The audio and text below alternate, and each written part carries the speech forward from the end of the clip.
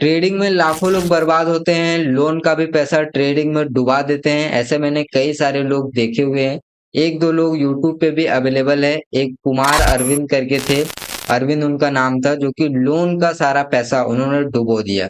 मतलब कि उन्होंने लोन लिया, जब उनको लगने लगा कि मेरे पास स्ट्रैटेजी भी है, सेटअप भी है, अब मैं सीख गया हूँ, तो मैं लोन ले लेता हूँ, और उन्होंने अपने दोस्तों से, बैंक से, हर जगह से उन्होंने लोन लिया और फिर ट्रेडिंग किया, और वो उनका जो है 40 से 45 लाख रुपए डूब गया। अगर आपको लोन लेना है तो सिर्फ आपको फिजिकल बिजनेस करने वाले हो तभी आपको लोन लेना चाहिए। अदरवाइज ट्रेडिंग वगैरह में लोन लेके पैसे आपको नहीं लगाना चाहिए। भले ही आप पैसा बना लो या भले ही आप पैसा डुबा दो, वो एक अलग पार्ट है। बट अगर पैसा आपका डूब जाता है तो कितना बड़ा आपको लॉस हो सकता है जिसका आप सोच भी नहीं सकते। जैसे मैं आपको थोड़ा सा एग्जांपल देके समझाता हूँ।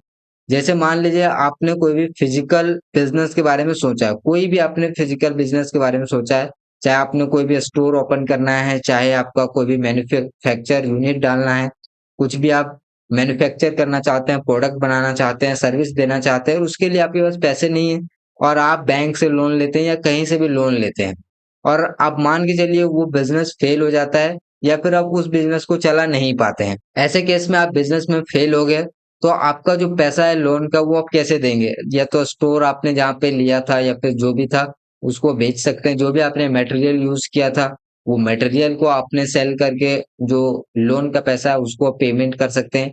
लेकिन जो शेयर मार्केट है, जो ऑप्शन ट्रेडिंग है, उसमें अगर आपने लोन का पैसा लगा दिया और डूब गया तो आप बैंक को किस तरीके से आप रिकवर करोगे?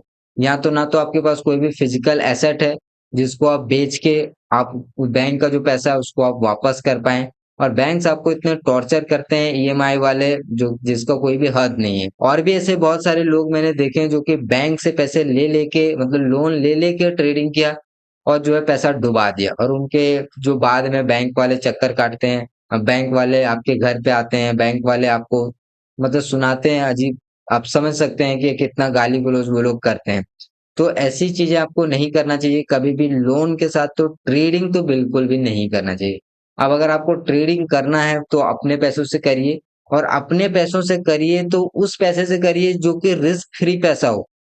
मान लीजिए जैसे कि आपको ट्रेडिंग करना ही करना है, ठीक है? आप अगर आपका शौक है या फिर आप ट्रेडिंग को सीखना चाहते हैं तो इसको पहले तो आप डीपली स्टडी करिए कि कैसे चलता है, क्या चलता है, मूव करता है।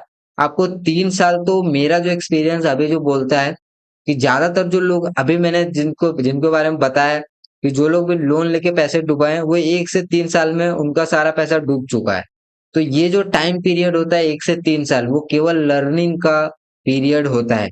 आपको यहाँ पे एक्सपीरियंस लेने में टाइम लग जाएगा, क्योंकि एक्सपीरियंस को कोई भी बीट नहीं कर सकता। आप कितना भी कैपिटल ला लो, चाहे आप कितना कम कैपिटल ले लो, लेकिन जो एक्सपीरियंस आपको आएगा वो लाइव मार्केट में टाइम दे के ही आएगा। उसका कोई भी अल्टरनेट ऑप्शन नहीं है। तो इस बात को आपको समझना चाहिए। लेकिन ज़्यादातर लोग क्या करते हैं, पहले 1 से 3 साल में ही वो सारा वाइप आउट हो चुके होते हैं, बड़े लॉस में हो जा चुके होते हैं, और जब मार्केट उनको समझ में आता है तब उनके पास कैपिटल नहीं होता है, या फिर वो इतने थक हार जाते हैं कि वो वापस बाउंस बैक करने की हालत में होते नहीं है, वो बैक नहीं आ पाते यहाँ पे। मैं ये नहीं बोल रहा हूँ कि आपको ट्रेडिंग करना चाहिए या नहीं करना चाहिए, मैं आपको ये बता रहा हूँ कि अगर आपका इस तरह का अभी माइंडसेट आपको हो रहा है और लोन लेके आप ट्रेडिंग करने वाले हो, तो स्पेशली मैं उनके लिए वीडियो बना रहा हूँ, क्योंकि इन फ्यूचर आपको ऐसा लगेगा कि हाँ, मैं सीख रहा हूँ, ज़्यादा सीख गया हूँ, अब मैं लोन ले लेता हूँ, ये कर लेता हूँ, ज़्यादातर लोग करते हैं। और जो सेमिनार होते हैं, आपको पता है आए दिन सेमिनार है, और जो यूट्यूब पे अलग-अलग तरह के प्रोग्राम चलते हैं इन्फ्लुएंसर के द्वारा, उसमें भी वो लोग भी बताते हैं कि आपको इतने मिलेंगे, उतने मिलेंगे, फॉरेक्स में आ जाओ, क्रिप्टो में आ जाओ, इंडियन मार्केट में कुछ नहीं रखा हुआ है। तो ऐसे लालच में भी अब आप लोग आके लोन लेते हो और आप लोग ट्रेडिंग करते हो, जो कि बिल्कुल भी गलत डिसीजन है। अगर आप सही से अगर अपने माइंड को यूज़ करो तो लोन आप तभी लो जब आप कोई भी फिजिकल एसेट खरीदने वाले हो, तभी आप लोन आप लो। अदरवाइज़ आपको लोन लेने की कोई भी ज़रूरत नहीं है। और ट्रेडिंग में एक चीज़ कहा जाता है कि ट्रेडिंग हमेशा जो है रिस्क फ्री पैसा से किया जाता है। रिस्क फ्री पैसा जो भी आप इकट्ठा करते हो, जैसे कि आपकी सैलरी मान लीजिए ₹20,000 है।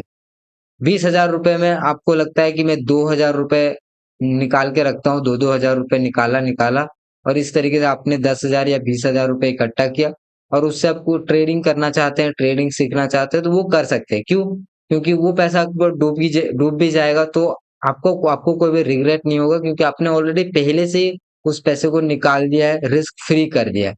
लेकिन जो भी आपका इनिशियल है, जो मतलब कि जो मेन कैपिटल है, जो आपको लगता है कि ये कैपिटल बहुत ज़रूरी है, ये मैं खोना नहीं चाहता, तो ऐसे प्लेटफ़ॉर्म पे आपको नहीं लगाना चाहिए।